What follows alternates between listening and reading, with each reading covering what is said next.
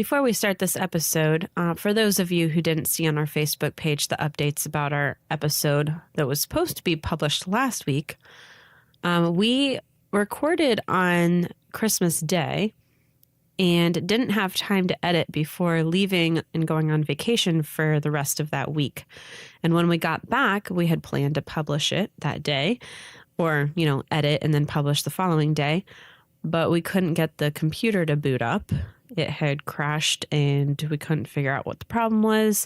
So Patrick spent the weekend working on getting it to boot up, finally got it to boot up. And then by the time that we were ready to edit and finish the episode, we figured we might as well just wait till our next published day, which is Thursday. So that's why you're getting an episode now and not last week. We really apologize. And a lot of what we talked about was holiday oriented. Hopefully you're not so sick of the holidays that you don't want to hear anything about that, because we talk a little bit about it in this episode. So thanks for being patient with us, guys, and I apologize for missing a week again. But hopefully you'll forgive us. Enjoy the episode.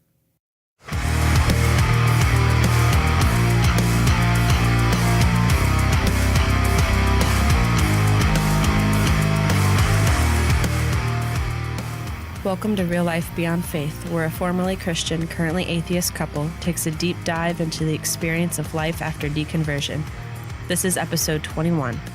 I'm your host, Jenica Crail. And I'm your host, Patrick Crail. Merry Christmas. Today. And the other holidays, whatever you celebrate. Merry winter solstice. Happy Hanukkah. Happy Kwanzaa. Today is Christmas for us. Well, for us, yeah. When you get this, it will not be Christmas anymore. Yeah. So hopefully you guys are all having a fun and safe holiday. Indeed. This year. Whether you're celebrating or not, we hope you're having a nice time. Yeah. But the cool thing is, even atheists can celebrate Christmas and enjoy it. It's not monopolized by the Christians. True story. All the traditions are pretty much secular except for going to church. Yep. So. And if you listen to our Christmas episode, you would find out why. Well, yeah. Actually, the traditions are pagan, which isn't necessarily secular, but it's pretty much dead religions for the most part. Some people still worship like the goddess and things like that, but yeah. Plus, celebrating winter solstice is still a thing. That's secular. Can be. Mm-hmm. Right. But today is Christmas, and so we're both off of work and have absolutely nothing that we need to do, or yeah, we're not. We aren't going anywhere today. We're not celebrating with family today. Not magical. Yeah. But tomorrow we are taking a trip with your family, mm-hmm. and we are all staying in a big cabin, Hogging Hills. It's a lodge. Awesome. And it's giant, and it's all for us. Yeah. So we're going to be there for a few days. Isn't there like a hot tub or something? There's a hot tub. Oh my God. It's outside, so. Don't care. That should be fun. I'm getting naked. Speaking of, Mom I said can't no find... naked people, but she can't stop me.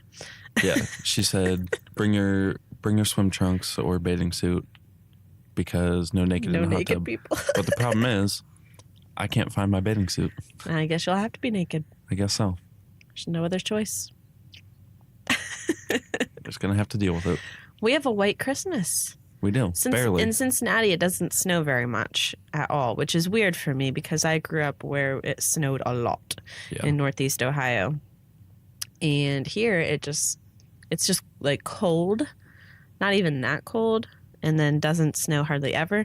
But it snowed yesterday on Christmas Eve, and now we have a white Christmas. Yeah, it's just a slight white covering over everything. Yeah, it's not even much of snow, but still makes it white. Yeah. I'll take it. I miss the days when I would watch outside as the snow just kept coming and coming and think, I wonder if we're all going to die. I miss that a lot. Now it's like we get this amount of snow, and you're wondering, I wonder if I'm going to die because people down here don't know how to handle the winter. They don't know how to drive. I was just telling Patrick it would be crazy working in an ER right now because Cincinnati people don't seem to know, like, how to walk on black ice and how to drive. And we're going to be... If any of my Cincinnati peeps are listening to this, I'm sorry. But you really just don't know how to handle winter. Yeah. And we're going to be heading through Columbus tomorrow. And I swear, every time we go through Columbus, whether it's snowing or raining or just perfectly dry weather, there's always some kind of like catastrophe on the highway. There's People always off cars off of the road into like the median on the shoulder. So, I mean, we'll see if we witness any of that this year. I know it's not just us too, because like us noticing that, because I was talking to one of my customers in the bar the other night, and he was like, yeah, I drove through Columbus yesterday, and oh my God, nobody knows how to drive. It's like you enter Columbus and everyone's IQ drops and they just drive off into the ditch. I'm like, okay, so it's not just me. I've noticed this as well. Yeah, it's ridiculous. That's hilarious. But now I'm not so scared to drive in the snow because previously I had bald tires on the front of my car. Mm-hmm. And I finally got those replaced, and now I'm not scared to drive in the snow anymore. Yeah, your Christmas bonus was more than we were expecting, and that was delightful, and now it's all gone. Yeah. Because we had to pay all the bills that we were behind on and get you new tires and do all the things. Christmas shopping. Yeah, Christmas shopping, and it's like money just flies out the window so easily. It's crazy. Yep. Oh, and one of the other new things that we've done recently is we turned in the keys to our old house. So we are officially out of the house, got all of our stuff out. Such a huge stress relief for me because like having that hanging over my shoulders was literally making me sick. Like I get sick to my stomach when I am too stressed out, and just like everything that we were trying to juggle all at once was making me ill. Yeah. Like I was literally getting sick to my stomach a couple days there. So I'm glad we're done with that. Yep. It's a relief. Yeah. Just got to make sure that we have forwarded all of our address stuff. It's always tricky to remember all of the things to switch it on. Like so many different You can't accounts. just move into another house. There are 100 different things that you have to do and remember. And, you know, we have to pay for the utilities at that house as well as the utilities at this house for December. And oh my God, I'm doing good just to keep up with our regular bills. Yeah, right. So this morning, the boys saw all the gifts under the tree and they were so excited. They kept coming up to their bed saying, can we open our presents yet? Can we open them yet? And we're super cruel and we slept in a little bit. Yeah. But they were pretty patient though. Like yeah, they did really well. They just played all morning while we slept in a little bit. Yeah, I'm surprised they didn't start digging into the things. Yeah. Well, I'm not surprised. Well, they're so good. No, I know they are good, but as a child on Christmas morning, like that temptation to have to wait for your parents to get up. Well, not the temptation to have to wait, but the temptation to dig in. Yes. Yeah. I knew what you meant. But having to wait for your parents to get up. Because when I was a child, like, I could barely sleep that night on Christmas Eve. And I was like up at the crack of dawn. Same. Yeah, but our boys are so well behaved and so sweet. And then at one point, Ethan comes in. He's like, you know why I want you to get up? We already know. Because it's Christmas and you want to open your presents? Yeah. I'm like, okay, I'm coming. And then when we both got up, they're like, they're up. Yeah, they were running all over the place. They're awake. Daddy's standing. Daddy's standing. Ethan said that one this morning. They cracked me up. Yeah. And then, They of had course, fun this morning. every present they open, they're like, oh, wow. Yeah. This is great. And it's funny because a lot of the stuff we got was just like stuff from the Dollar Tree. Right. But they're at the age right now where that's just as exciting to them as like big expensive stuff. Like I'm gonna take advantage of these years when we can just get them like cheap toys that they enjoy just as much as something super expensive, because everyone keeps telling me, oh, just wait until they're teenagers and they want everything under the sun. Yeah. And it's all expensive. But even when I was a teenager, like I knew that I wasn't going to be getting all the fancy stuff. Yeah, me too. And I never really did. And I was still content. Like, yeah, I knew I wasn't going to be getting anything super fancy, so I just didn't ask for it. Yeah, same. So, yeah, me and my brothers had a pretty good understanding of like the realities surrounding Christmas, because my dad, he was a construction worker and he got laid off literally every winter. And so winter was the tightest time for us financially, and Christmas happens to land right in the middle of that. So every Christmas, my parents would give us the heads up, like, hey, we can't do a lot for Christmas, but here's what we can do. And sometimes it was just, hey, we can't do presents, but we can have family time and, you know, have a big dinner and things like that. And me and my brothers, we were okay with that. Like, we never like complained about it or anything. Like, we were just like, okay, that's just the way it has to be. And we enjoyed each other's time. So it wasn't like, you know, oh crap, like we just have to like hang out. yeah. Like, we all really enjoy each other's company, which is why I'm excited for, you know, the next few days when we're going to be spending time with them in the lodge. It's going to be my brothers, my parents, and then like my brothers' wives and girlfriend. And children. And children, yes. Little chillins. So yeah, it'll be kind of like that again, because like this year we're not really doing a whole lot of gifts because my parents spent all their Christmas money on the lodge. So it's kind of like a flashback to the way it used to be, where we wouldn't do much for Christmas. I kind of like it that way though, because we learned not to be greedy and not to feel entitled. Right. So nowadays, like I don't expect anything. Like you and I didn't get each other gifts this year, just because like we had enough to spend our money on, and we already know that we love each other, and neither of us have gift giving as our love language. Yeah, like not to mention that we can give each other gifts any time of the year. Yeah, and we do, and we like to surprise each other with stuff every once in a while, so it's not a big deal. And we can do like birthdays and things like that, anniversary. But I know like for some people, gift giving is like the big thing for them, and that's what makes them feel loved and cherished, and that's how they express their love to other people, is by giving them gifts and stuff. So it's not to say there's anything wrong with that. It's just not like super important to me. And I think it's probably because of the way I grew up and knowing that sometimes there's just not enough money for that. Yeah, right. And so nobody really expects much, like in my family. I don't know. I kind of like it that way. Yeah. It's also good not to go into debt. Right. Just to give someone like something super awesome.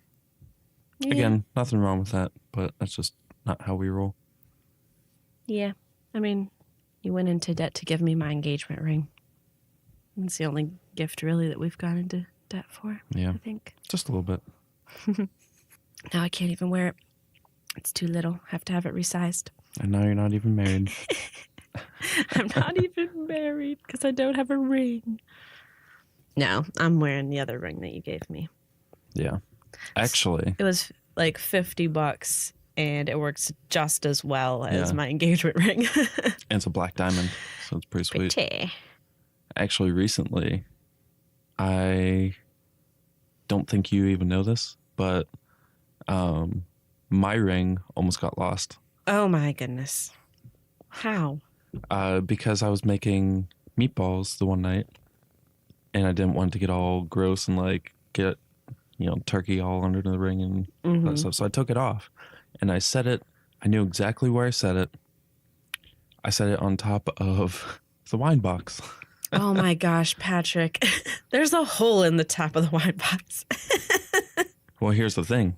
You went to go get a drink or something, and the next morning, I realized that my ring wasn't on, so I went to go grab it. Wasn't there. I'm like, oh no. But I looked inside, and I'm like shaking it around. Somehow you had pushed it into that hole. And I did not push it into the hole. It probably just ended fell up in in there. the hole. It's a big hole. Well, it didn't do it by itself. We have windowsills. But yeah, luckily I remembered it and got it before it was empty and got tossed. That would have been terrible. That would have been horrible. Yeah. But yeah. Well, you glad. Almost sabotaged. Me? And then I wouldn't have been married. And that would not have been my fault. Oh, it was all your fault. Nope. I don't put rings on top of boxes that have holes. I don't push rings into the holes. I don't put rings on top of boxes that get tilted on a regular basis. Yeah, true that. Yes, we drink wine out of a box. Go ahead, judge. Judge away. What you gonna do about it? 5 liters of wine for $18. You can't go wrong. And it doesn't taste bad either. It does the trick. Mm-hmm. That's all that matters. Today is brought to you by that boxed wine and some Maker's Mark. Sipping on that. Yep, I've had about half of a glass. Yep, same here. Ooh. Look at these legs. Not my legs. The legs on the wine glass. She was talking about my legs. Look at these beautiful legs. Nah, that's a sign of a nice red wine. All them legs.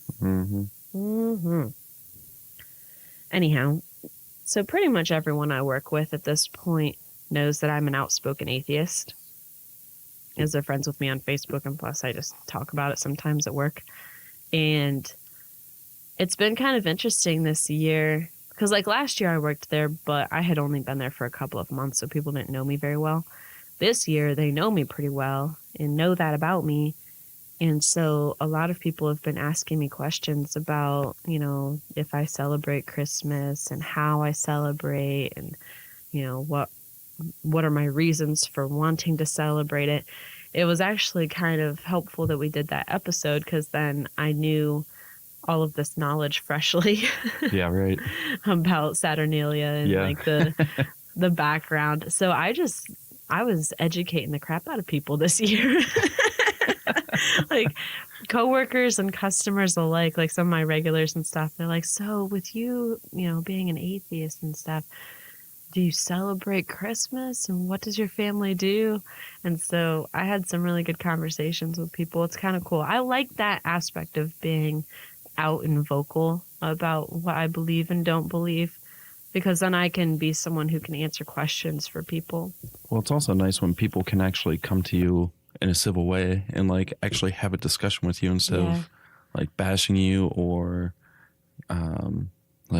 or telling me that I shouldn't celebrate it. Right. Yeah. Just being mean about it. I agree. And I'm glad that they feel comfortable coming to me and knowing that I won't, make them feel stupid for what they believe and how they celebrate stuff. Yeah, it goes both ways. I make a special point of doing that because I don't think people who believe are stupid. I believed most of my life and I wasn't stupid. I just didn't have all the facts. So I told him, I celebrate it because it's a fun holiday. It's a time to spend time with my family. I like giving my children gifts. Yeah. And basically every aspect that I celebrate of Christmas is secular except for going to church, and I don't go to church. So, So we can still celebrate. Yep. And have fun. And then I told them some of the pagan roots of the holiday. And what was their reaction? A lot of them were like surprised and like really interested. Like, oh, really? I didn't realize that. Like, yep.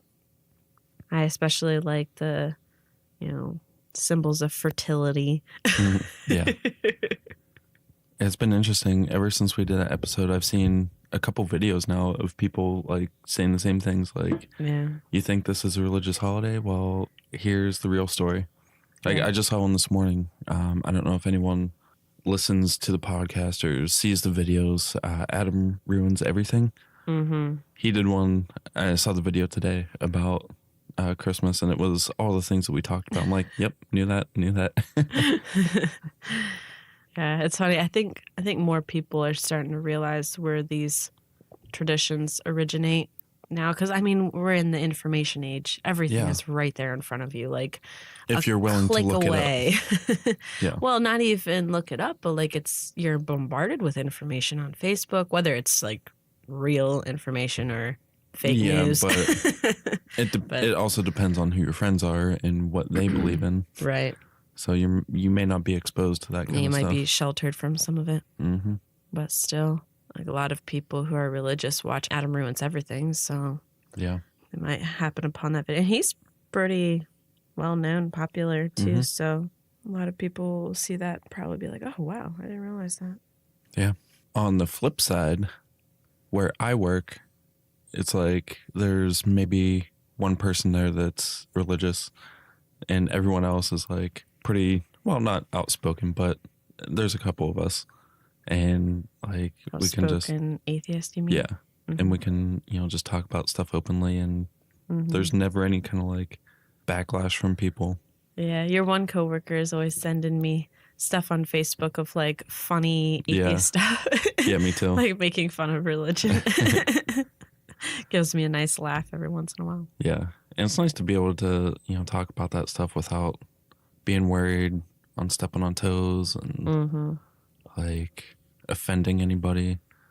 Yeah, I'm always nervous when I like take the Lord's name in vain at work, because like it comes out of my mouth so naturally now that like I'll just, say something like, I'll say like Jesus Christ if I'm like mad or something. And then I look around, I'm like, oops. But I mean, like, I'm not going to censor myself just so that, I don't offend people's like sensitive feelings or whatever. Right. But still, I don't want to be like super offensive and like disregard, people's feelings about that. I don't know. I walk a weird fine line with that. Yeah. Like I don't swear around your parents or say anything. Like, I mean, accidentally sometimes, but I purposely try to like scale it back. Yeah, I'd be curious to hear what our listeners have to say about that. If you ever like censor your language around family or friends who are religious, let us know in the comments. Yeah, I mean, you kind of have to, depending on where you're at and who you're with, like the people you work with, your family, children. Yeah, that's true. You kind of have a different face for every circumstance. Yeah. I don't think there's anything wrong with that. I think it's healthy to know like how you should act in certain situations. Right. And to have the capacity to, change your behavior based on where you are and what you're doing and who you're with. Like in a job interview, I'm not going to be dropping Jesus Christ and stuff. Goddamn. Yeah. It's crazy how easily that comes out of my mouth now, because I don't hold any reverence for those names now, like at all. So it's just another, expression to me. It's funny how far removed you can become from religion just like 3 years later, Yeah. Coming up on 3 years in February for me. Dang. Seems like it's been longer, though. Dan, it's been about 3 years since we started this journey. Yeah, so much has happened. Mm-hmm. Just in the past year. Like, I was looking through old pictures from 2017 because I was putting together like a montage for my family, like of all the highlights that happened in 2017. And I'm looking back over 2017 in our photos, and I'm like, holy crap. Yeah. We did a lot this year. Like, a lot. Mm-hmm. We went to NanoCon, like all the people we met. Mm-hmm. NanoCon, ReasonCon, Secular Saturday. Yeah. Kentucky Free Thought. And we had our first speaking event. Yeah, that was at Secular Saturday. What else was there? Because I'm like looking through, I'm seeing pictures of us with Seth, me with Matt Dillahunty, us with Tom and Cecil, and Thomas Smith, and Andrew Torres. We met a ton of people. There was the Inciting Incident 100th episode live event. Yep. With Marissa. Yep. Who is now a close friend of ours. Mm-hmm. So, yeah.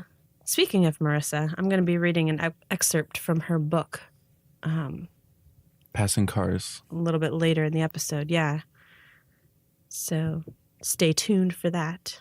And actually, on that note, we'll go ahead and hear from a couple other podcasts, and then we'll catch you on the other side. Have y'all ever wondered what it's like to be a redneck with empathy? Have you never heard of a Southerner who isn't a blathering bigot? Well, have I got the show for you. It's the Podunk Polymath podcast, hosted by myself, Chris, and it's the sentiments of a secular, sarcastic, screwed-up Southern SJW and skeptic. You can find me and the show on iTunes, Stitcher, YouTube, or your favorite podcatcher. Y'all stop on by and take it easy now, okay? Hey there. If you like what we're doing and want to support us, you can head over to patreon.com/reallifebeyondfaith and become a patron for as little as $1 per episode. Your support is greatly appreciated and goes toward a podcast hosting site, equipment, time spent recording and editing, and our activism in our community and beyond. You'll also gain access to behind-the-scenes video content from our recording shenanigans. Another great way to support us is to give us a 5-star review on iTunes or Stitcher, or share our show on social media. You can find us at facebook.com/reallifebeyondfaith and Twitter at RLBFpod. And you can email us at reallifebeyondfaith@gmail.com. And we're back. While you were gone, I opened up to a prayer in our prayer book here. Bet you didn't know we had one of those, did you? I bet you didn't, because I didn't even know it until... Last night? Was it last night? A couple nights ago? Might have been Saturday night. Nope, it was last night. Because someone gave it to one of my coworkers as part of their tip. Like $5 worth of their tip was this fucking book. God, that sucks. Anywho, we're going to pull out one of these little, I don't know, blurbs. Is that what you call it? Devotions. Yes. God, I'm so far removed. I can't even Our Daily Bread. Yeah, it's called Our Daily Bread. I remember reading these when I was a Christian. I never really, was committed to it, read it every day, but my grandma usually had one sitting on the back of her toilet, and so I would just grab it and be like, this is boring. It's a good place to keep your bread. Ew. On the back of your nasty. Toilet. All right, so let's see here. Traditions and Christmas. Patrick, would you put your phone down? Focus. I am focusing. You are not. You have been looking at your phone this whole time. Oh my gosh. Jeez. And stop creaking your chair. Stop. We're professionals. Allegedly. All right, so traditions and Christmas. Are you ready? I'm ready. I've been ready. Born ready. Oh my God. As you savor a candy cane this Christmas, say, wait, what? Dankeschön. Is that how you say it? I've heard it pronounced Dunk. Dankeschön or Dankeschön. I'm not up on my German, so... We'll just go with Danke. Which means thank you in German. It's true. As you savor a candy cane this Christmas, say Danke to the Germans, for that confectionery treat was first created in Cologne. As you admire your poinsettia, say gracias to Mexico. Gracias. There, I can do that one. Where the plant originated, say merci Beaucoup. beaucoup. Is that how you say it? Yep. To the French for the term Noel.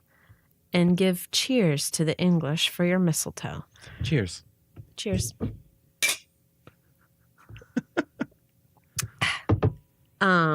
I like how they are mentioning that all these things are from other parts of the world, but not mentioning that they're like pagan.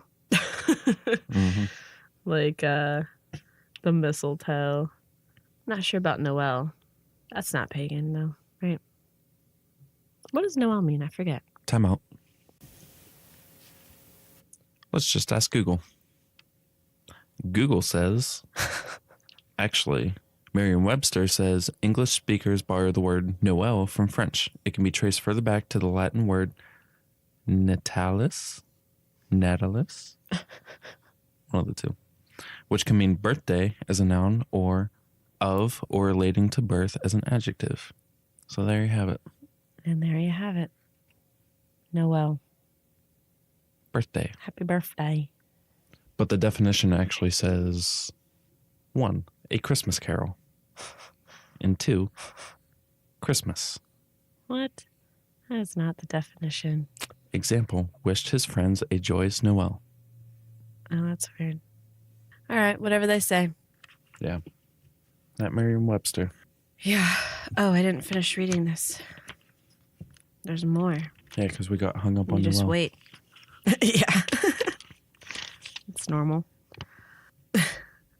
But as we enjoy our traditions and festivities of the Christmas season, customs that have been collected from around the world, let's save our most sincere and heartfelt thank you for our good, merciful, and loving God.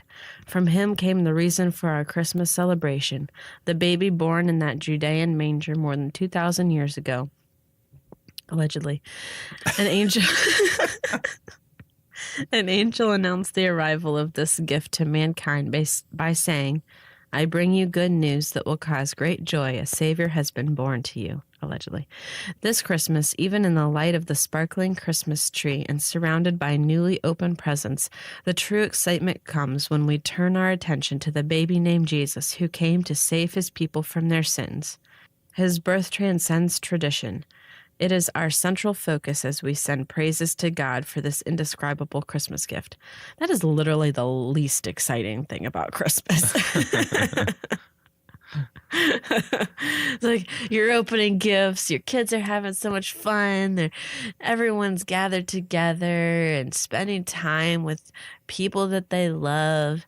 And then you have to like go off to church and listen to some dude talk for an hour about things that you've already heard a million times and sing songs that you've heard a million times. Yeah. So not exciting. But you get to play with fire. But at least Jesus saved us from our sins. Fire? Oh, Yeah. that is true. Candle That lights. is the most dangerous and exciting part of Christmas. Standing in a church filled with people and children holding real candles. Yeah. That was always my favorite part because I'm kind of a pyro. So I would just stare at the flame the whole time like I'm going to light everything on fire. I would always run my finger right through the flame back Yeah. and forth till my finger was black. Yeah, that's normal, honey. Well, it is when you're a pyro. Touche. Touche. Speaking of, we need to build a new fireplace here. Fire pit. Not fireplace, fire pit. Yeah. Yeah. Spent like all summer building a fire pit at our last house, and then we had to move. And now I have to build it again. Yeah. But this time At it'll be least better. it's fun. Yeah. And every time you build it, you'll get better at it. Yeah. And it'll probably be quicker this time. Yeah, and prettier. Yeah. It's going to be epic. And then we will light all the things on fire. Everything. If we had a real Christmas tree, we could light our Christmas tree on fire. That was always my favorite thing. Oh my gosh. It's the best. Just ask my parents. We would definitely have the fire department called on us, and I would just invite them to enjoy the beauty of this burning tree. Bust out some hot chocolate and beer for them. Start handing it out to them. Like, check this shit out. It'll be like our beacon. God, we haven't burnt a Christmas tree in forever. We need to go buy a Christmas tree just so tomorrow. we can burn it. We're not even going to put it up. We're just going to buy it and then set it outside for a year. Let it dry out. Yeah. People are going to be wondering why we just have a tree like stuck in the ground in our backyard for no apparent reason. Our neighbors are going to see us with a Christmas tree on our roof of the car. Take it off and then just throw it in the backyard. After Christmas, that is. They'll be like, guys, that's not how you plant a tree. Oh, don't worry. We don't want it to live. Yeah. We want to watch it burn. Oh, death and destruction. Yeah, we are totally normal. Mm-hmm. Yeah. You don't even need to say that. It's obvious. Mm-hmm. This is the randomness episode. Yeah. Because we don't have like a specific topic besides, just holidays in general, I suppose. Yeah, and we just kind of figured while the boys are sleeping and we're not doing anything today, might as well record. Yep. I mean, it's Monday. It's our recording day. It is. And we're going to try to edit it today. I edited it. And still get it out on time this week. So we'll Yeah, see. we'll see. You'll know.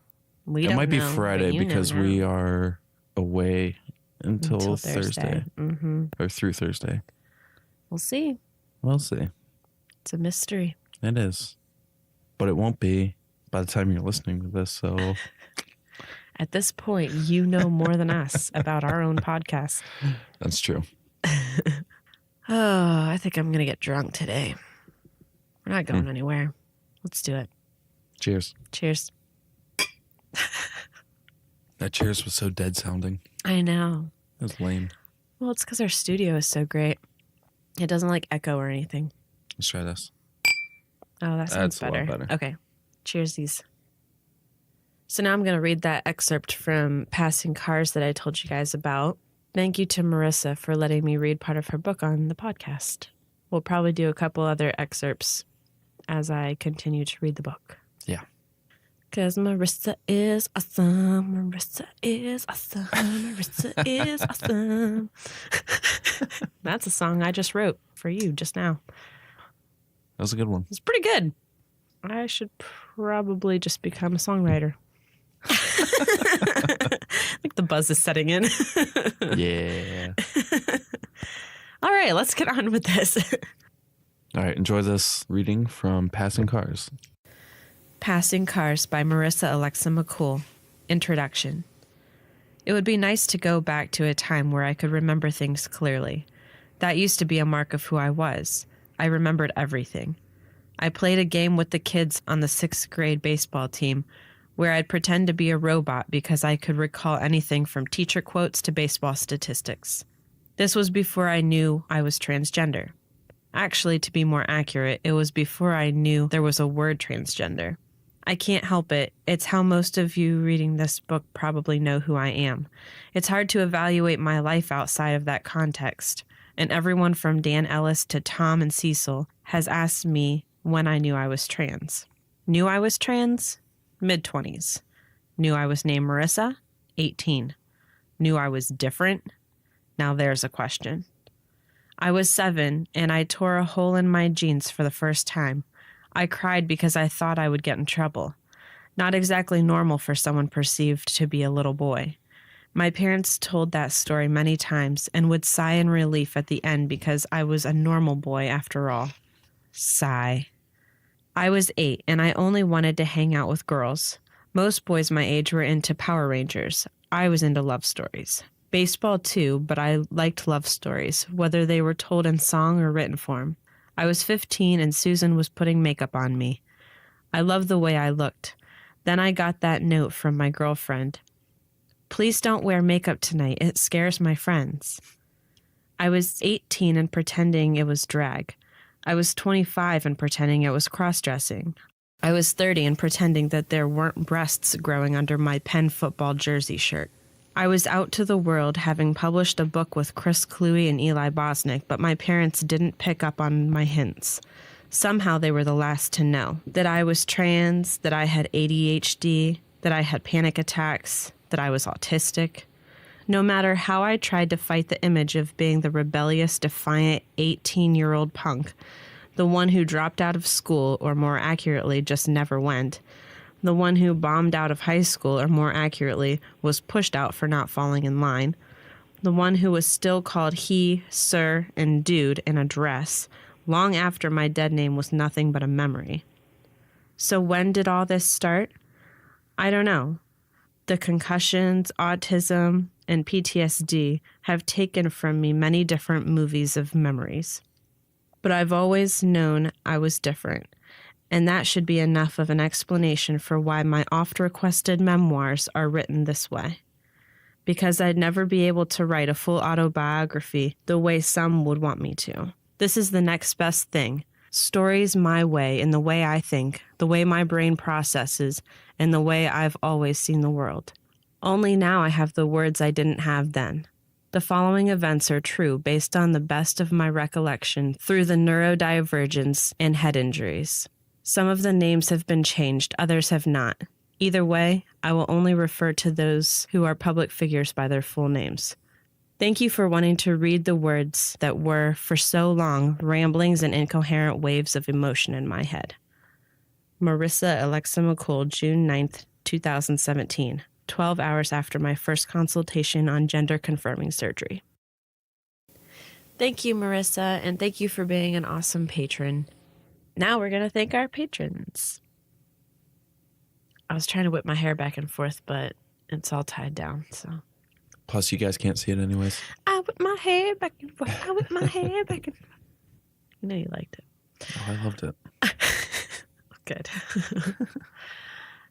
So we don't have any new patrons this week, but we're going to thank our patrons who are at the level and above where we plug something for them every week.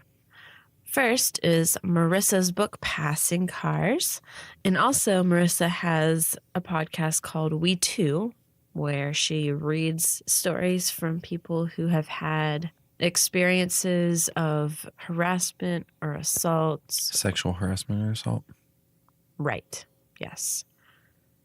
Kind of going along with the whole Me Too campaign and this trend in our society to bring to light the way that women are treated and the harassment and the sexual assault that happens to them. So it's a very interesting podcast. There's very interesting stories that are shared, and it's a great way to realize that you're not alone in your struggles. And yeah, so check it out. Do it. Next, we would like to thank Christopher. He wants to plug Tri-State Freethinkers. They are a big group in the tri-state area of Kentucky, Ohio, and Indiana. They do a ton of events throughout the year, and they're based in 4 categories. There's activism, community, education, and social events. And if you look on Meetup, if you're in this area, they have events pretty much every day of the year. Like, there's a lot of events to get involved with, depending on what kind of area you want to focus on. They're a great organization, so check them out, get involved. And also, I'm officially affiliated with the Tri-State Freethinkers as a board member. Woohoo. I handle family events, the highlights video that I edit every month for them, and Recovering from Religion support group. So, yeah, pretty cool. Speaking of Recovering from Religion, we also have Rich Kemp. And he wants to plug Recovering from Religion.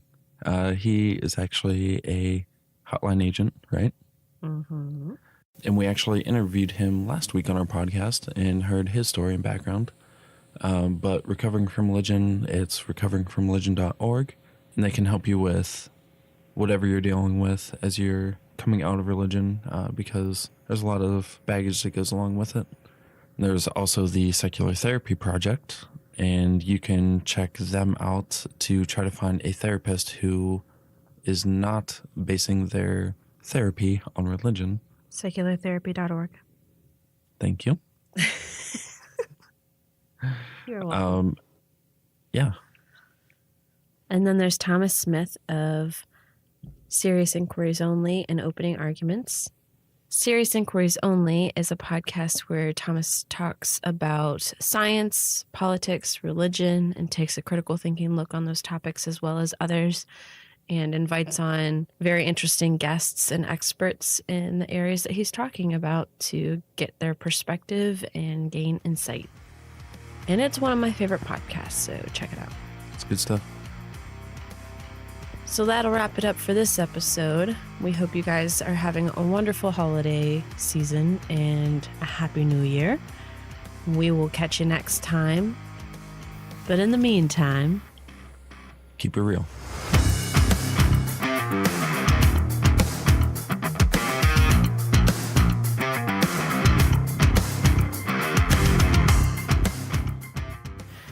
we will catch you next time. But in the name, what?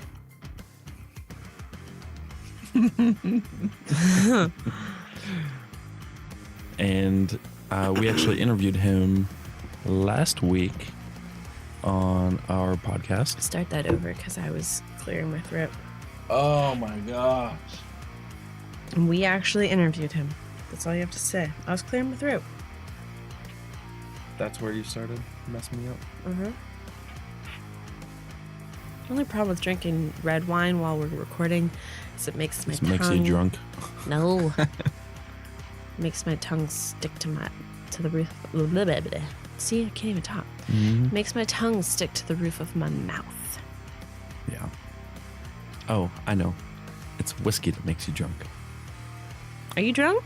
No. Oh. Not yet.